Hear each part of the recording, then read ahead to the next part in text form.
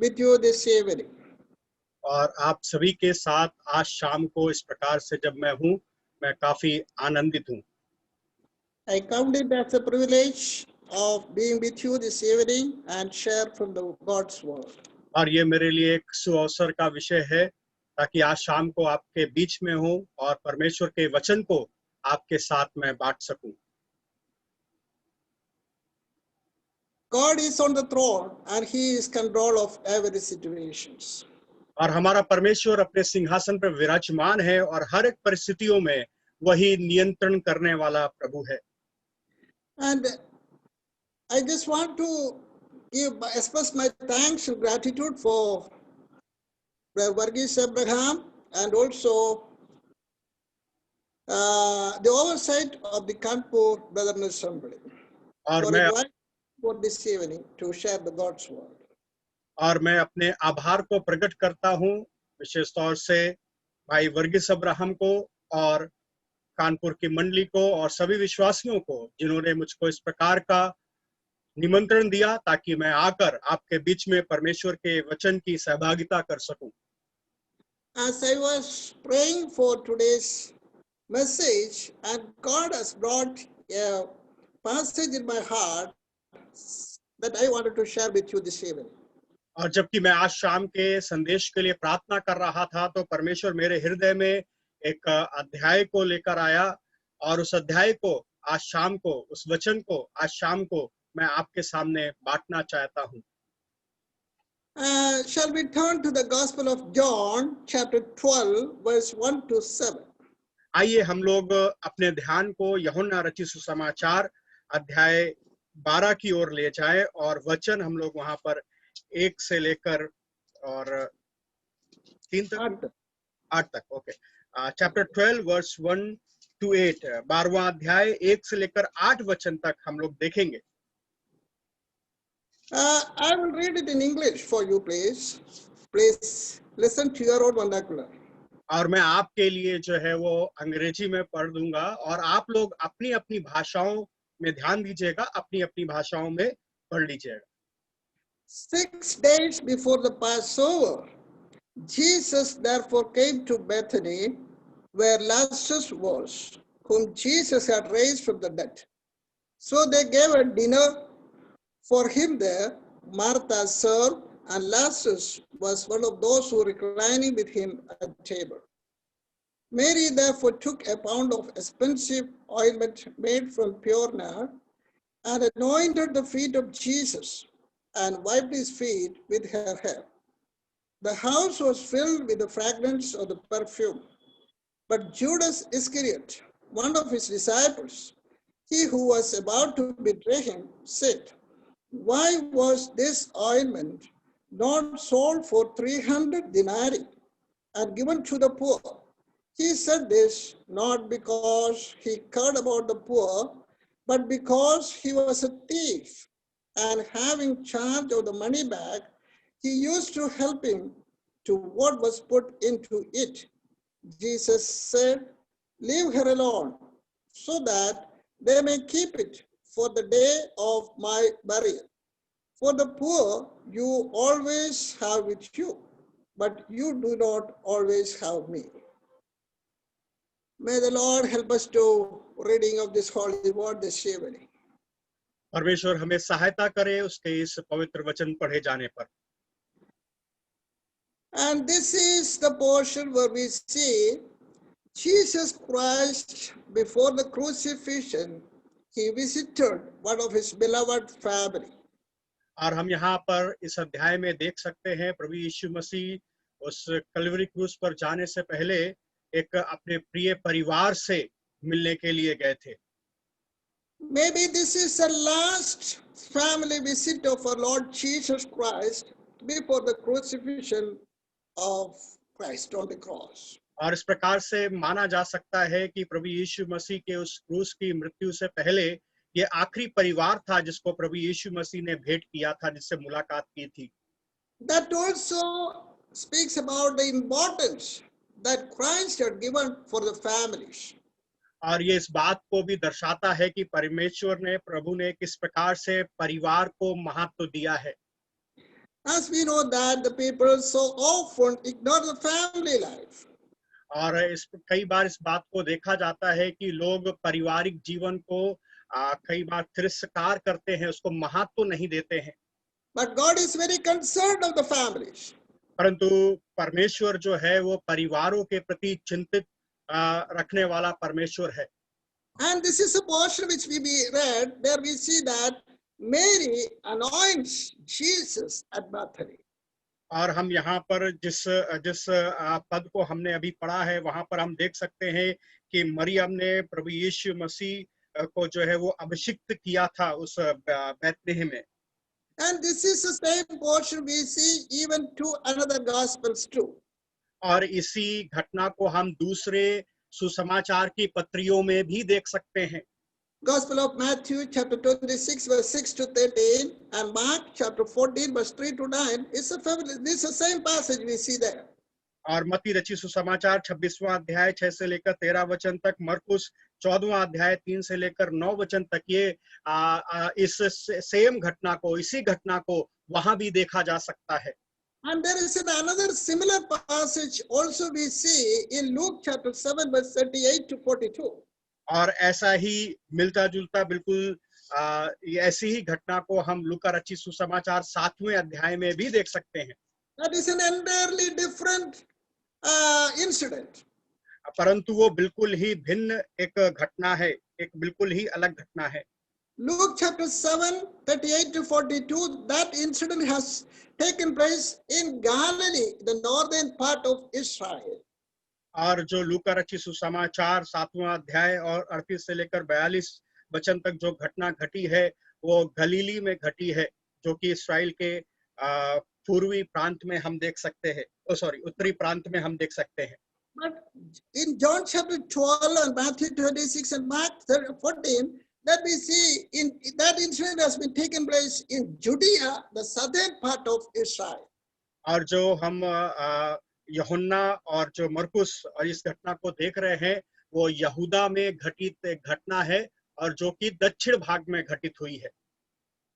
Therefore, these two are two entirely different incidents. इसलिए ये दोनों ही घटना जो है वो बिल्कुल अलग घटना है। And when we see this John, Gospel of John, there is John wanted to speak out the lordship of Jesus Christ. और जब हम यूहन्ना को अगर देखें तो यूहन्ना जो है प्रभु यीशु मसीह की प्रभुता के संबंध में बात करता है। All the Gospels, of course, the writers, they were focusing Jesus Christ for four different aspects. और सारे सुसमाचार जो 4 सुसमाचार है वहां पर हम देखते हैं वो प्रभु यीशु मसीह के अलग अलग चरित्र के संबंध में, अलग अलग उसके बातों के संबंध में दर्शाए गए हैं और बताते हैं। Matthew, when he was writing the gospel, he was focusing on Jews especially, so he brought that Jesus Christ is a king or the king of the kings. और हम जब मत्ती रचित सुसमाचार को देखते हैं तो वहां पर मत्ती का जो केंद्र था वो यहूदियों के प्रति था, इसलिए वहां पर वो प्रभु यीशु मसीह को राजाओं के राजा के रूप में प्रकट करता है। Mark was focusing while he was writing to Romans, so he was brought that Jesus Christ is a servant. और जब हम मरकुस को देखते हैं तो मरकुस जो है वो रोमियो को देखते हुए इसको लिखता है, इसलिए वो प्रभु यीशु मसीह को एक दास के रूप में वहां प्रकट करता है। And Luke is focusing to Greeks, so he wrote that Jesus Christ is the Son of Man. और जब हम लूका रचित समाचार की ओर देखते हैं तो वो यूनानियों को ध्यान में रखते हुए लिखता है और वहां पर प्रभु यीशु मसीह को मनुष्य के पुत्र के रूप में प्रकट करता है। But the gospel writer John, he was focusing irrespective of Jews or Gentiles. So he wants to bring out Jesus Christ is the Son of God. और यहाँ पर हम देखते हैं यूहन्ना रचित सुसमाचार में, तो यूहन्ना रचित सुसमाचार में प्रभु यीशु मसीह को यहूदियों के लिए भी और अन्य जातियों के लिए, दोनों ही के लिए यहाँ पर देखते हैं और वो इस प्रकार से प्रकट करता है कि प्रभु यीशु मसीह जो है वो प्रभु है। In order to prove that very thought that Jesus Christ is the Son of God, John was focusing sevenfold miracles of Jesus Christ while he was on the earth, which he has performed. और इस बात को प्रकट करने के लिए कि प्रभु यीशु मसीह ही परमेश्वर के पुत्र हैं, प्रभु हैं, उसके संबंध में यूहन्ना 7 जो प्रभु यीशु मसीह ने अद्भुत काम किए हैं उसको लेकर यहाँ पर आता है। In chapter 2 of John, he makes it out that water turns into water. और यूहन्ना दूसरे अध्याय में वो लेकर आता है किस प्रकार प्रभु यीशु मसीह ने पानी से दाखरस को बनाया। And chapter 4, we see that Jesus heals the official son. और जो है चौथे अध्याय में देखते हैं कि उस अधिकारी के बेटे को प्रभु ने चंगा किया। And chapter 3, we see that the 38 years old paralyzed person that he was healed in, that we read in chapter 5. और पांचवें अध्याय में जो है तीसरा हम देखते हैं कि प्रभु ने 48 साल के व्यक्ति को चंगा किया। 38 years paralyzed person. यस, 48 वर्ष के रोगी को, जो लकवे का रोगी था, उसको प्रभु ने चंगा किया। And in chapter 6, we see that Jesus Christ feeds 5,000 people with 5 loaves and 2 fishes. और जो है छठे अध्याय में हम देख सकते हैं कि प्रभु यीशु मसीह ने 5,000 लोगों को खाना खिलाया 2 मछली और 5 रोटी से। And chapter 9, we see that Jesus heals the man born blind. और जो है 9वें अध्याय में इस प्रकार से देख सकते हैं प्रभु यीशु मसीह ने जन्म के अंधे को, जो जन्म से ही अंधा था, उसको ठीक किया, उसको चंगा किया। And chapter 11, we see Jesus raised the dead Lazarus. और 11वें अध्याय में हम देखते हैं प्रभु यीशु मसीह ने मृतक लाजर को जिंदा किया। And chapter 21, we see the last miracle that Christ has performed in John. That is a great catch of multitude of fish. और जो है प्रभु यीशु मसीह के आखिरी चमत्कार को यूहन्ना की किताब 21वें अध्याय में देखते हैं, जहां पर बहुत सी ढेर सारी मछलियों को जो है प्रभु यीशु मसीह ने एकत्रित किया। All these miracles proves that Jesus Christ is the Son of God or God Himself. और ये जो सारे चमत्कार प्रभु यीशु मसीह ने किए, इस बात की प्रमाणिकता देते हैं कि प्रभु यीशु मसीह ही परमेश्वर के पुत्र हैं और वही परमेश्वर हैं, वही प्रभु हैं। And another speciality of John which proves that Jesus Christ is the Son of God, that is the sevenfold claims of Jesus. और जो इस यूहन्ना की जो दूसरी खासियत है जो इस पत्री में इस किताब में देखी जा सकती है, वो ये है कि प्रभु यीशु मसीह ने खुद 7 बार इस प्रकार से दावा किया है कि वही परमेश्वर है, वही प्रभु है। In the book of Exodus, we see that Lord Jehovah was calling Moses and appointing as a redeemer to deliver the people of Israel from the clutches of Pharaoh. और जो है निर्गमन की किताब में देखते हैं कि यहोवा परमेश्वर ने मूसा को बुलाया और इस प्रकार से नियुक्त किया कि वो जाए और इस्राएलियों को मिस्र के हाथ से, फेरो के हाथ से छुड़ाए। Chapter 3 verse 13 and 14. और जो है तीसरा अध्याय उसका 14वां और 15वां वचन।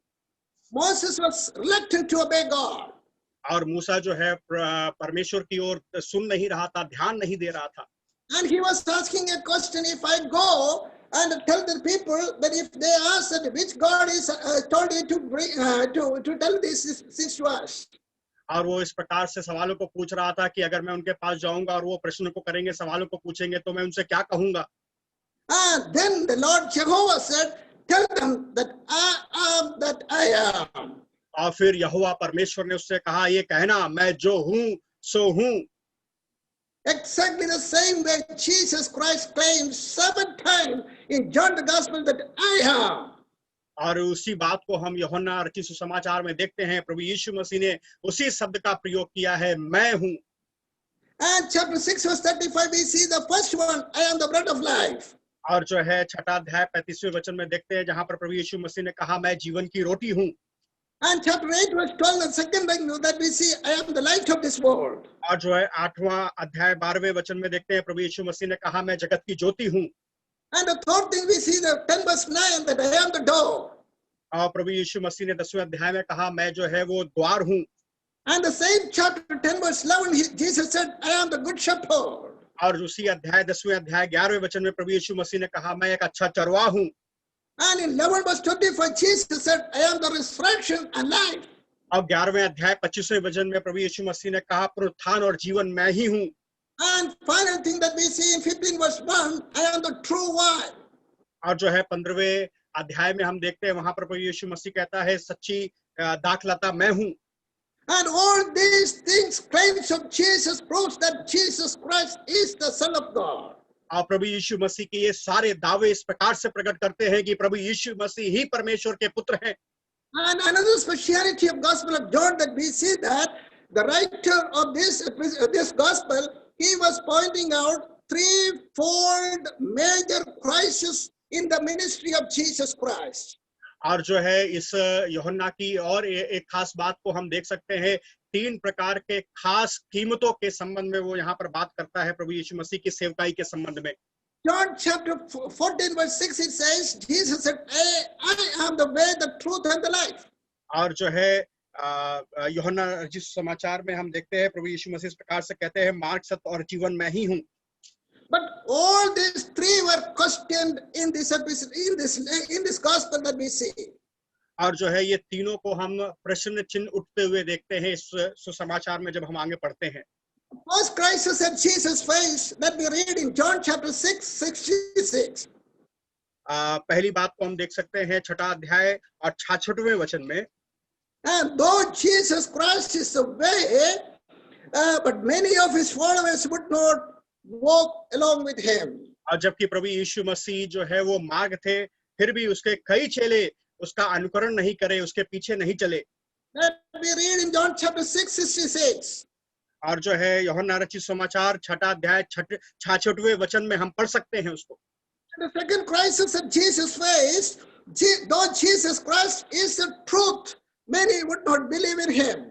और दूसरी जो है एक बड़ी समस्या को वहां पर देखते हैं, जब प्रभु यीशु मसीह जो है सच्चाई थे, सत्य थे, फिर भी उन पे कई लोगों ने विश्वास नहीं किया। 12:37 we read that. और उसको जो है 12वां अध्याय और 37वें वचन में हम पढ़ते हैं। Third crisis that Jesus faced was, though Jesus Christ is alive, yet the leaders crucified him on the cross. और जब तीसरी बात को देखते हैं, जब प्रभु यीशु मसीह खुद ही जीवन थे, फिर भी उनको जो है अगुओं ने क्रूस पर चढ़ा दिया। We see in chapter 19 of John. और उसको हम यूहन्ना 19वें अध्याय में देखते हैं।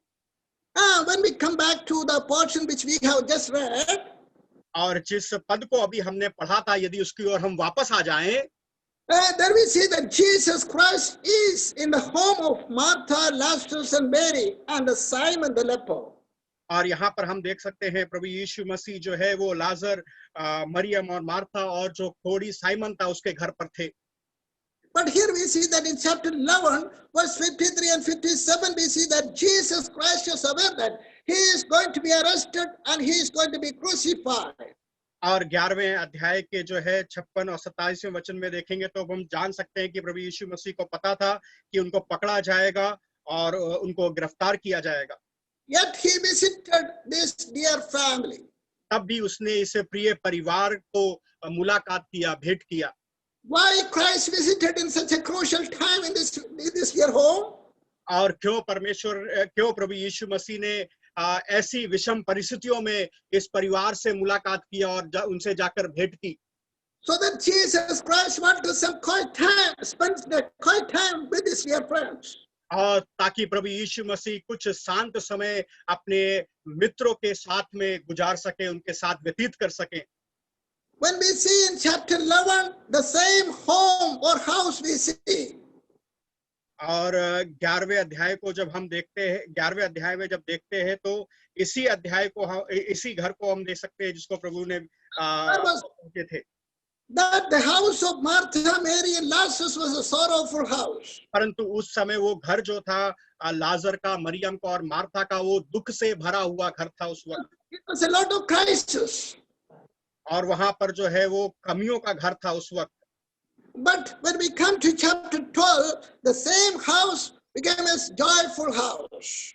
परंतु जब हम 12वें अध्याय में आते हैं तो उसी घर को हम देखते हैं कि एक आनंद का घर है, एक खुशी का घर है।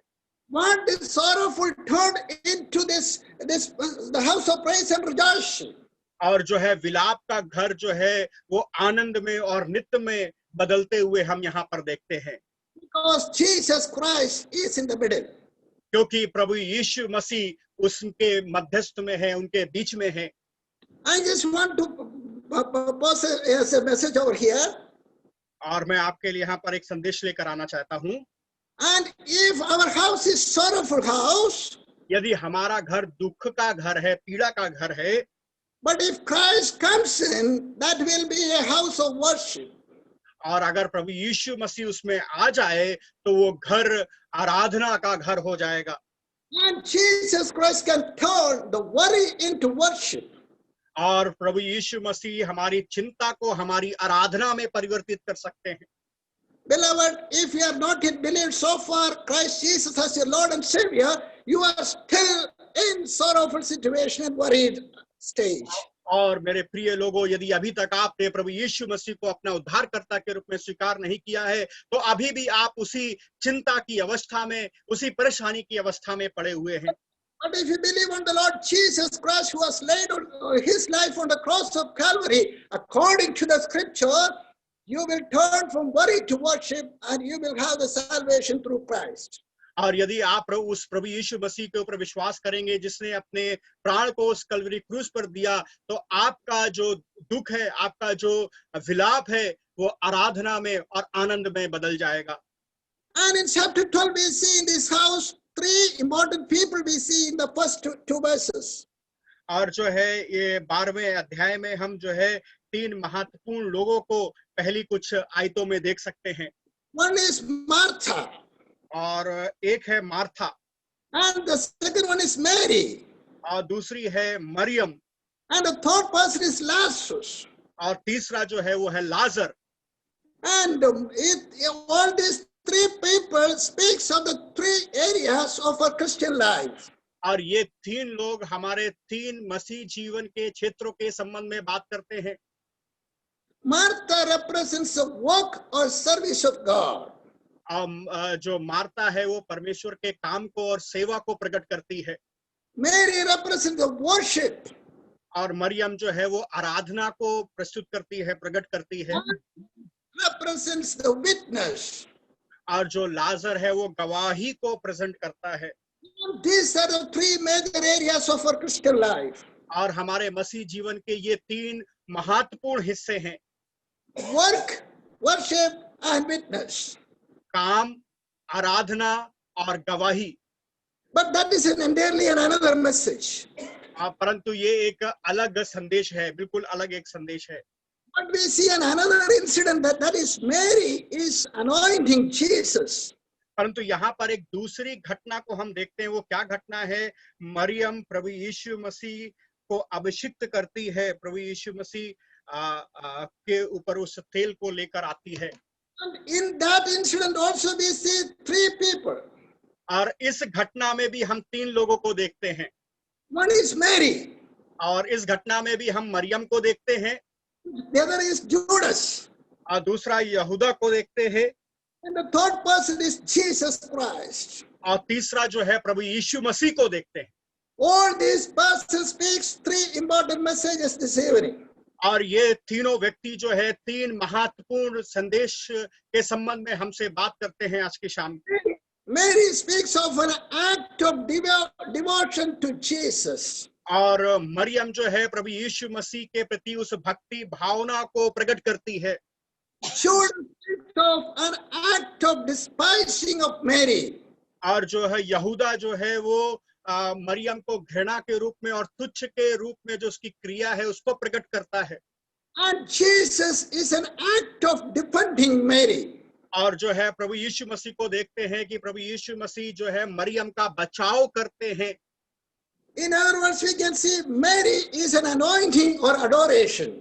और दूसरे शब्द से कह सकते हैं कि मरियम जो है वो प्रभु को अभिषिक्त कर रही है या प्रभु की बड़ाई कर रही है, स्तुति कर रही है। Judas is accusing or discrediting. और जो यहूदा क्या कर रहा है? वो दोष लगा रहा है और घृणा कर रहा है और अलग बात कर रहा है। Or Jesus is commenting or appraising Mary. और प्रभु यीशु मसीह जो है वो मरियम की तारीफ कर रहे हैं और उसका बचाव कर रहे हैं। And I just wanted to bring out these three in this evening. और इन 3 बातों को मैं आज शाम को आपके सम्मुख लेकर आना चाहता हूँ। First person we see Mary. पहली बात जो है वो मरियम के संबंध में हम देखते हैं। And here Jesus and his disciples were reclined in the house of Mary, Martha, and Lazarus. और यहाँ पर हम देखते हैं प्रभु यीशु मसीह अपने शिष्यों के साथ में, अपने चेलों के साथ में मरियम, मार्था और लाजरस के घर पे उस टेबल के चारों ओर बैठे हुए थे। At least there may be 17 people in this home now.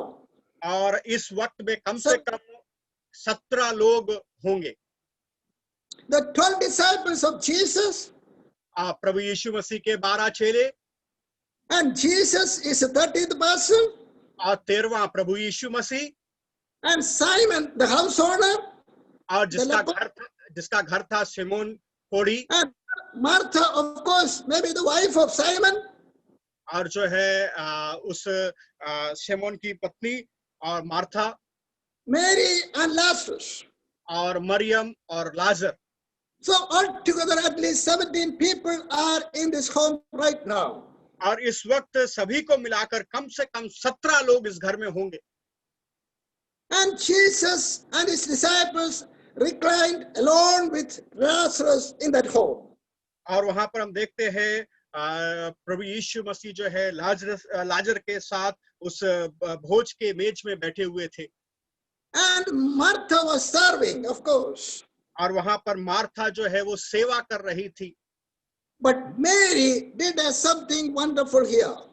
परंतु यहाँ पर मरियम ने कुछ बिल्कुल हटके, कुछ अलग तरह से ही कुछ काम को किया। And verse 3 we read like this. और तीसरा वचन हम इस प्रकार से पढ़ते हैं, Mary therefore took a pound of expensive ointment made from pure nard and anointed the feet of Jesus and wiped his feet with her hair. तब मरियम ने जटामासी का आधा सेर बहमूल इत्र लेकर यीशु के पांव पर डाला और अपने बालों से उसके पांव पोंछे और इत्र की सुगंध से घर सुगंधित हो गया।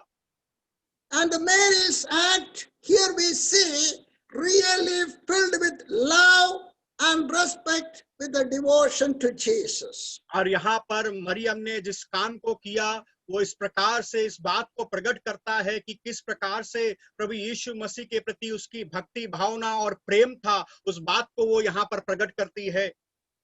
And in the gospel we see 3 times recorded concerning Mary. और जो है सुसमाचार में 3 बार हम मरियम के संबंध में कुछ बातों को देख सकते हैं। And the first we see in Luke chapter 10 verse 38 to 42. और जो है पहली बात हम देख सकते हैं लूका रचित सुसमाचार 10वां अध्याय और जो है 42 अंकल वर्स 42 Yeah, 38 to 42. 38 से लेकर 42 वचन तक हम देख सकते हैं। There we see that Mary is at the feet of Jesus. और वहां पर हम देखते हैं कि मरियम जो है प्रभु यीशु मसीह के चरणों में है, पांव के पास है। And second we see John chapter 11 verse 29 to 33. और जो है दूसरा हम देख सकते हैं यूहन्ना 11वां अध्याय 29 से लेकर आगे के वचन में। There also we see that Mary is at the feet of Jesus. और वहां भी हम देखते हैं कि मरियम जो है वो प्रभु यीशु मसीह के पांव पर गिरी पड़ी है। And the third incident we see that here in chapter 12 verse 3. और जो है तीसरी घटना को हम 12वें अध्याय में देखते हैं तीसरे वचन में। Here also we see Mary is at the feet of Jesus. और यहाँ भी देखते हैं मरियम जो है वो प्रभु यीशु मसीह के पांव पर पड़ी हुई है। In chapter 10 Mary was sitting at the feet of Jesus and listening the word of God which comes out of the mouth of Jesus. और जो है लूका रचित सुसमाचार 10वां अध्याय 38वें वचन से हम देखते हैं वहां पर मरियम प्रभु यीशु मसीह के पैर में बैठकर प्रभु यीशु मसीह के मुख से जो वचन जो प्रभु यीशु मसीह सुना रहे थे उसको वो सुन रही थी। Chapter 11 we see that Mary is at the feet of Jesus weeping and sharing his heart to the feet of Jesus. और जो है 11वें अध्याय में हम देखते हैं 28 से लेकर और 32 वचन तक वहां पर मरियम जो है प्रभु यीशु मसीह के चरणों में पड़ी है, अपने हृदय को, अपने दुख को, अपने रोने को प्रभु यीशु मसीह के सामने रख रही है। And here in chapter 12 verse 3 we see that Mary is again at the feet of Jesus by giving the adoration and praises and anointing the feet of Jesus. और यहाँ फिर से हम 12वें अध्याय तीसरे वचन में देखते हैं मरियम जो है प्रभु यीशु मसीह के पैरों पे है, यहाँ पर वो प्रभु यीशु मसीह की स्तुति बड़ाई कर रही है, प्रभु यीशु मसीह को धन्यवाद दे रही है और उसको अभिषिक्त कर रही है। As a believer is how wonderful it is sitting at the feet of Jesus. और जबकि हम विश्वासी हैं तो कितना अद्भुत है ये विषय कि हम प्रभु यीशु मसीह के चरणों में बैठे Mary had that blessed opportunity. और मरियम के पास वो धन्य शुभ अवसर था।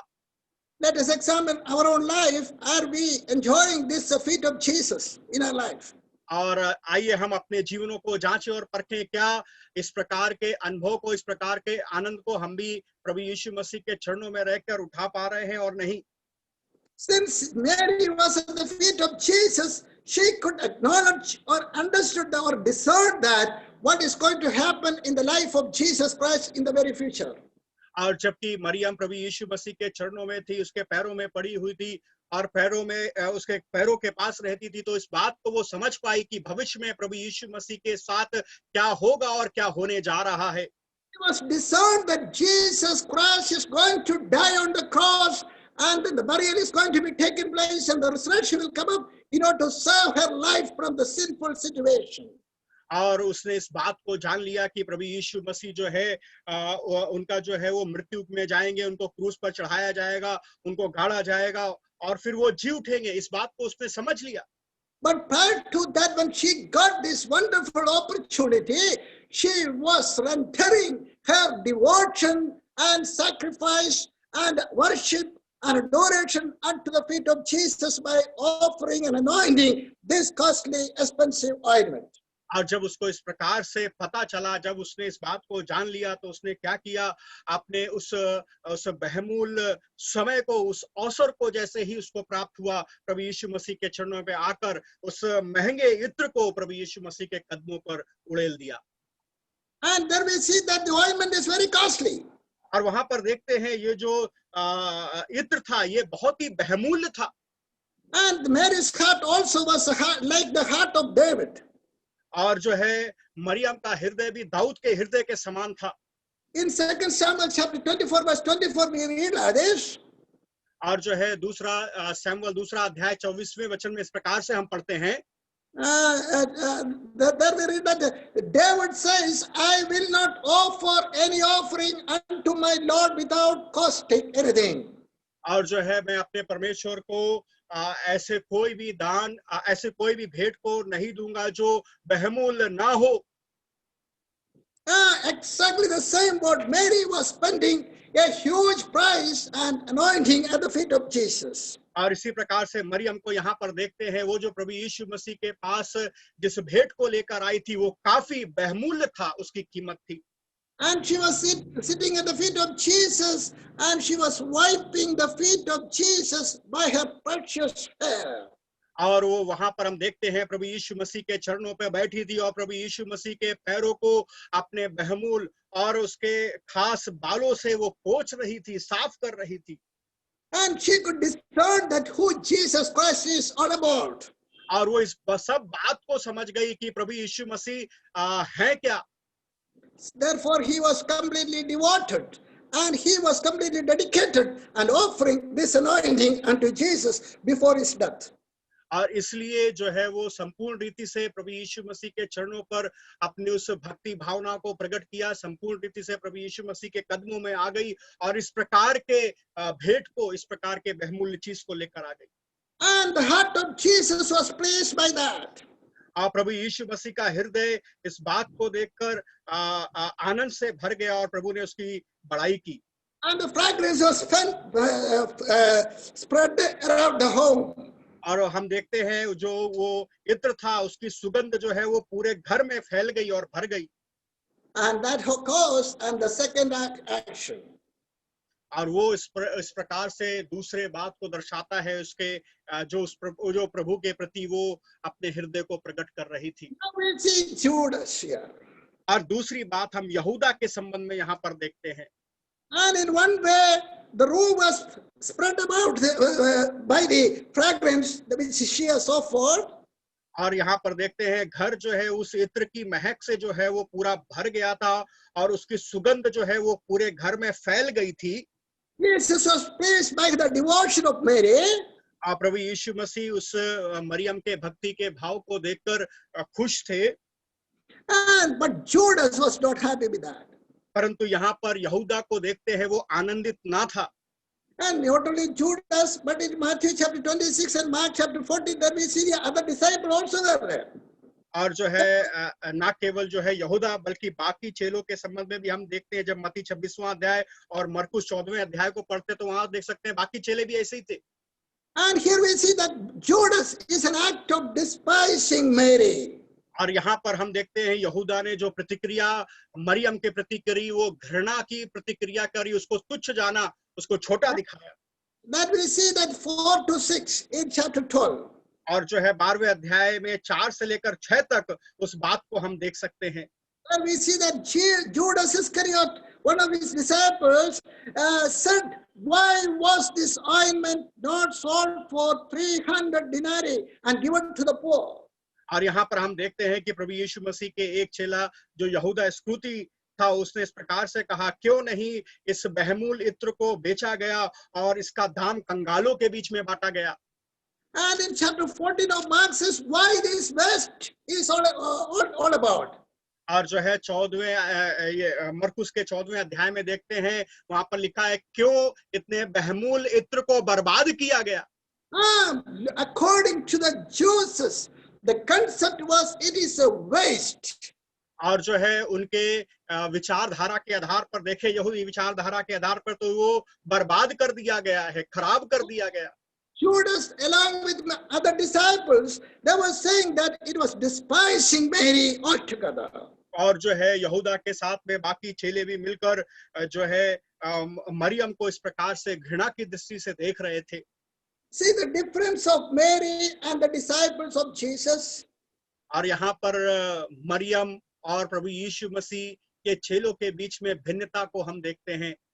These disciples, including Judas, was with Jesus for 3.5 years. और बाकी चेलों को और इस यहूदा को मिलाकर ये सारे चेले प्रभु यीशु मसीह के साथ 3.5 वर्ष थे। They heard about every word that's spoken by the Lord Jesus. और प्रभु यीशु मसीह के द्वारा उन सारे शब्दों को जो प्रभु यीशु मसीह ने उनसे कहा, उन्होंने सुना है। They heard the Sermon on the Mount. और उस पहाड़ी उद्देश्य को उन्होंने सुना। And they heard the upper room discourse. और उस ऊपरी कोठरी के उस विचारों को उन्होंने सुना। They heard the 7 parables concerning the kingdom of God in Matthew chapter 13. और जो है उस राज्य के संबंध में परमेश्वर प्रभु यीशु मसीह ने जो 7 दृष्टांतों को कहा, उन्होंने उसको भी सुना। They heard the Olivet discourse in Matthew chapter 24 and 25. और जो ओलिव पर्वत में परमेश्वर ने जो बात को कहा, उसको भी उन्होंने सुना। They have seen every miracle which Christ has performed. और जो प्रभु यीशु मसीह ने चमत्कारों को किया था, उन सारे चमत्कारों को भी उन्होंने देखा। And they were sitting with Jesus. और जो है वो प्रभु यीशु मसीह के साथ थे। They were walking with Jesus. प्रभु यीशु मसीह के साथ वे चलते थे।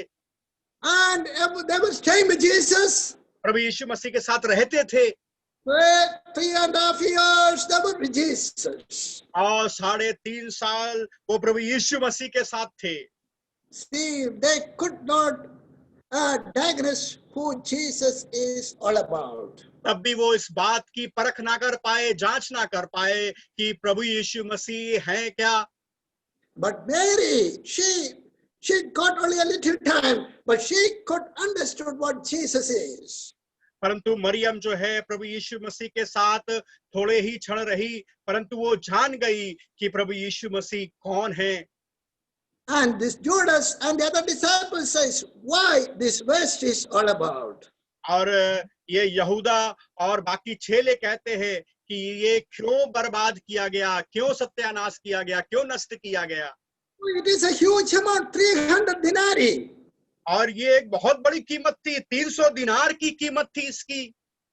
And that means for an ordinary person, the labor charge of 1 year, that costs 300 denarii. और जो है एक सामान्य व्यक्ति जो एक प्रतिदिन काम करने वाला एक मजदूर होता है, उसके साल भर की कीमत होती है 300 दिनार। Instead of wasting this, you could have sell it out and pay for the poor people. और इसको बर्बाद करने से, नष्ट करने से, बेकार करने से अच्छा था इसको तुम बेच देती और गरीबों के बीच में बांट देती। Why this waste? और क्यों इसको बर्बाद किया?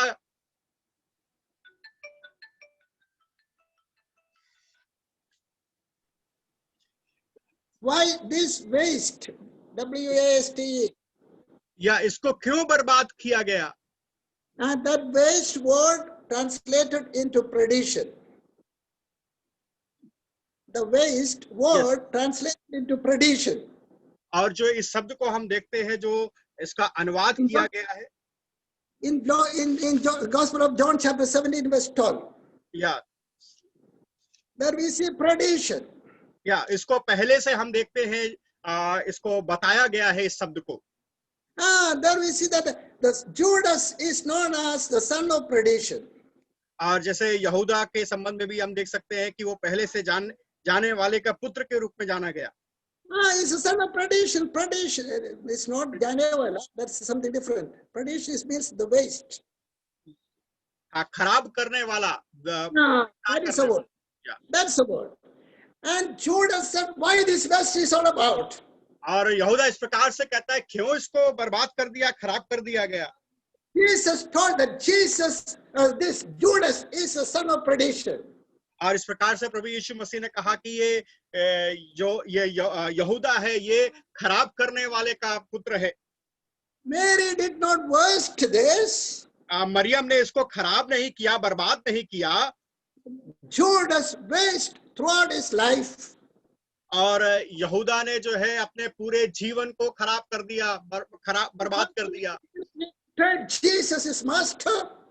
प्रभु यीशु मसीह जो है वो स्वामी है मालिक है And he ended up his life with a suicidal note. और इसने क्या किया अपने जीवन को आत्महत्या करके समाप्त कर लिया But what about Mary? परंतु मरियम के संबंध में क्या कहेंगे And God has given an appraisal to Mary.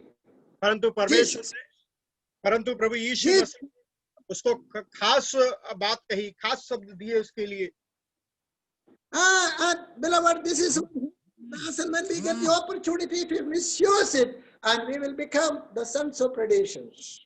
और जब मेरे प्रियो जब इस प्रकार से हम बातों को कहेंगे तो हम खराब के पुत्र हो जाएंगे And we should not miss the opportunities. इसलिए हमको अवसर को खराब नहीं समझना है अवसर को गंवाना नहीं है But we have to buy the opportunities. परंतु हमें अवसर को ढूंढना है अवसर को प्राप्त करना है God gives you opportunity, we have to make use it maximum positively. और जब परमेश्वर हमको अवसर देते हैं तो उनको हम सकारात्मक रूप से इस्तेमाल करें उनका उपयोग करें So though these disciples and Judas they were with Jesus, but they could not understand all these things. परंतु ये चेले प्रभु यीशु मसीह के साथ तो थे परंतु वो इस बात को समझ ना पाए Mary could realize this. परंतु मरियम जो है इस बात को समझ गई और पहचान गई And finally we see Jesus, he is a defense to Mary. और जो है आखिरी में हम देखते हैं प्रभु यीशु मसीह जो है मरियम का बचाव करते हैं प्रतिवाद करते हैं मरियम के संबंध में 7 and 8. और जो है 7वां और 8वां वचन को जब हम पढ़ते हैं Jesus said, leave her alone. प्रभु यीशु मसीह कहते हैं उसको अकेला छोड़ दो So that she may keep it for the day of my burial. और उसने जो है उसने जो ये किया है उसने मेरे गाड़े जाने के दिन के लिए रखा था और ये किया है For the poor you always have with you. और कंगाल तो सर्वदा तुम्हारे साथ रहेंगे You do not always have me. परंतु मैं सदा तुम्हारे साथ ना रहूंगा So Jesus comes into a defense of Mary here. और यहाँ पर देखते हैं प्रभु यीशु मसीह मरियम के बचाव में आ गए And also Jesus was appraising to Mary. और यहाँ पर देखते हैं प्रभु यीशु मसीह मरियम के संबंध में उसकी तारीफ और प्रशंसा को करते हैं In Matthew chapter 26 and Mark chapter 14 we see that Jesus was commending Mary that she did what she could. और जो है मत्ती 26वें अध्याय और 6 से लेकर 13 वचन और मरकुस 14वें अध्याय में देखते हैं प्रभु यीशु मसीह जो है उसकी तारीफ और प्रशंसा करते हुए ये बात को कहते हैं कि मरियम जो कर सकी उसने उसको किया Mary did what she could. और जो मरियम कर सकती थी उस बात को उसने किया Oh, you leave her alone. और तुम उसको अकेला छोड़ दो What a wonderful commendation that Christ has given to Mary.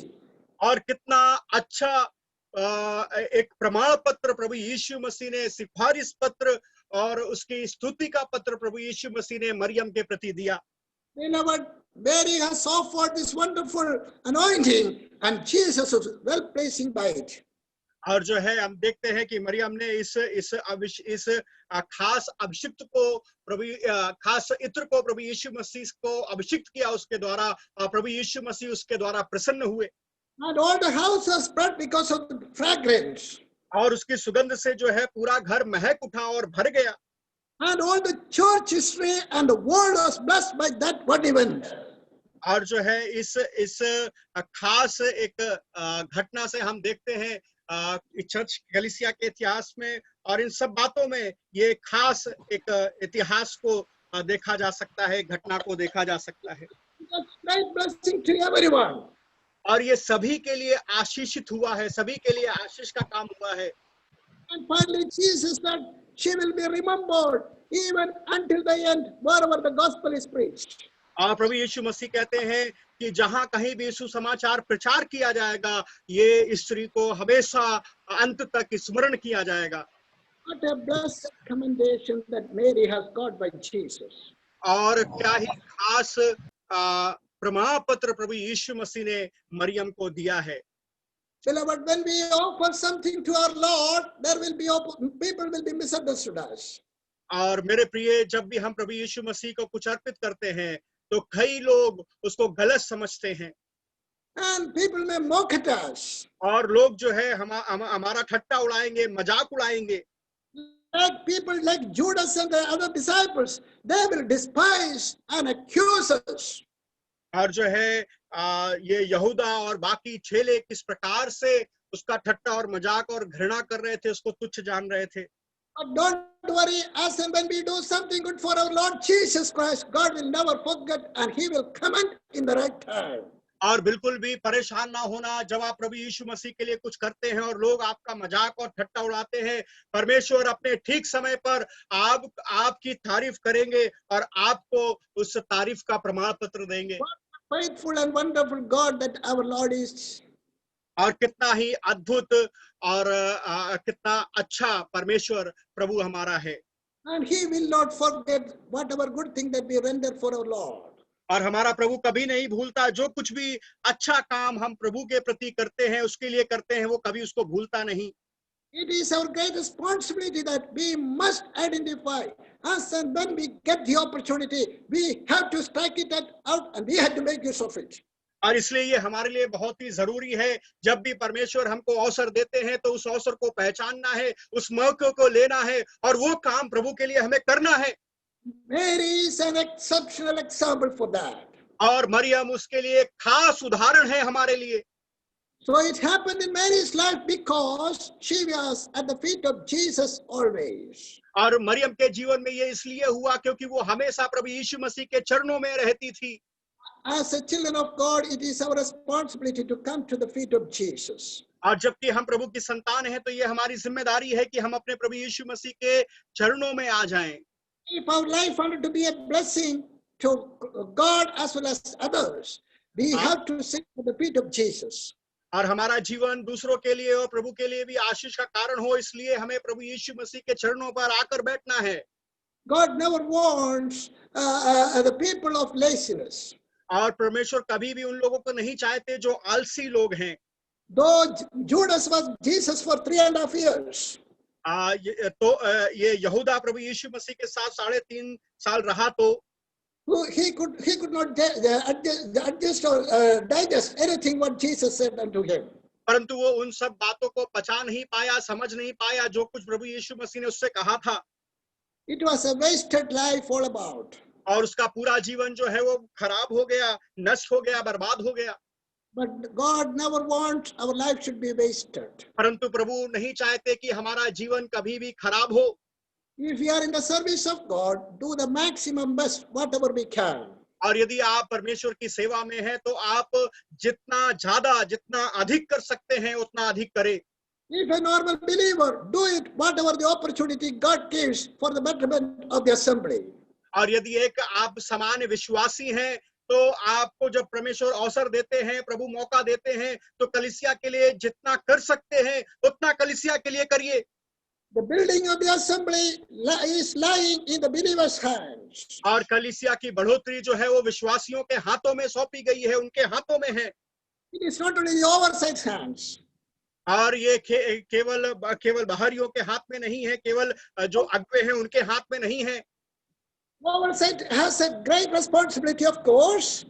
और ये बात जरूर मानने के योग्य है कि जो अगुवे हैं, जो अध्यक्ष हैं, उनके हाथ में बहुत ही जिम्मेदारियां हैं, कर्तव्य हैं। But the building of the assembly lying each and every members of the assembly. परंतु कलीसिया की बढ़ोतरी और कलीसिया के बढ़ावे में हर एक विश्वासी का कर्तव्य है और जिम्मेदारी है। You see the Marthas and Marys and Lazarus family. और आप देख सकते हैं मार्था, मरियम और लाजरस के परिवार को। Martha is serving. और मार्था जो है वो सेवा करने वाली है। And Mariam is worshipping. Mary is worshipping. और मरियम जो है वो आराधना करने वाली है। Lazarus is witnessing.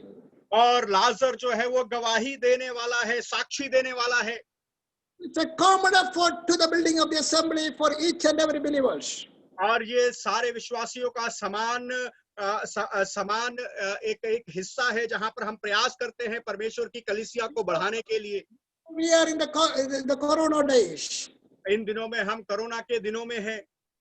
But we have a great responsibility of building of our churches. परंतु हमारे कंधों पर और हमारे सामने एक बहुत ही बड़ी जिम्मेदारी है, कलीसिया को बढ़ाने की जिम्मेदारी। We may not go and meet each other. और हम शायद बाहर जाके एक दूसरे से मुलाकात नहीं कर सकते, मिल नहीं सकते। We not sit together and worship by participate the Lord's table and pray together as usually we used to have. और शायद हम एक साथ बैठ नहीं सकते, प्रभु की मेज के करीब नहीं आ सकते, एक साथ बैठकर आराधना नहीं कर सकते जैसा कि हम पहले किया करते थे। Yet we can have the time at the feet of Jesus, even the house where we are. फिर भी हमारे पास समय है हमारे प्रभु यीशु मसीह के कदमों में, उसके चरणों में बैठने के लिए, जबकि हम घरों में हैं। It is an act of devotion to Jesus. और मरियम को हम देखते हैं, उसकी प्रतिक्रिया परमेश्वर के प्रति आराधना और भक्ति भाव की प्रतिक्रिया थी। Judas is the act of despisal and accusing. और जो है हम यहूदा की प्रतिक्रिया को देखते हैं कि वो घृणा करना, दोष लगाना और जो है प्रतिवाद करने का, घृणा करने का एक क्रिया थी। Because we have seen as the act of appraisal and as well as defense. और प्रभु यीशु मसीह की प्रतिक्रिया को हम देखते हैं, उस प्रभु यीशु मसीह के काम को देखते हैं, उसकी बड़ाई करना, स्तुति करना और उसका बचाव करने की एक क्रिया को वहां पर देखते हैं। And those who are not accepted Jesus Christ, believe on the Lord Jesus Christ as your Lord and Savior. May the Lord help you for that. और जिन्होंने प्रभु यीशु मसीह को अपना उद्धारकर्ता के रूप में नहीं स्वीकार किया है, वो प्रभु यीशु मसीह को अपना उद्धारकर्ता के रूप में स्वीकार करें। प्रभु यीशु मसीह आपको सहायता और मदद करे। It's only one way for salvation. और उद्धार के लिए केवल एक ही मार्ग है। Jesus Christ is the way. प्रभु यीशु मसीह ही मार्ग है। And accept Jesus as your Lord and Savior. और प्रभु यीशु मसीह को अपना उद्धारकर्ता के रूप में स्वीकार करें। As believers, we have the responsibility to make use of the opportunity, whatever it comes on our way. और हम जबकि विश्वासी हैं तो हमारे लिए बहुत ही जरूरी है, जो भी अवसर हमको मिलते हैं उन अवसर का इस्तेमाल करें, उपयोग करें प्रभु यीशु मसीह के लिए, किसी ना किसी प्रकार से, किसी ना किसी तरह से। May the Lord continue to bless each and every one of us be hearing of this word. और जब हम इस संसार में हैं तो प्रभु हम सभी को आशीषित करें और संभालें। Thank you for giving this wonderful opportunity for me to share with you the word. और मैं अपना आभार प्रकट करता हूँ मेरे को ये सुअवसर देने के लिए, मौका देने के लिए, ताकि मैं परमेश्वर के वचन को आपके बीच में बांट सकूं। We do remember you in our prayers. और हम भी आपको अपनी प्रार्थनाओं में स्मरण रखते हैं। And continue to pray for us also. आप भी हमारे लिए लगातार प्रार्थना करिए। The Lord continue to bless each and every one of us. और प्रभु हम सभी को, हर एक को आशीषित करे। Thank you. Bye bye. धन्यवाद। बाय।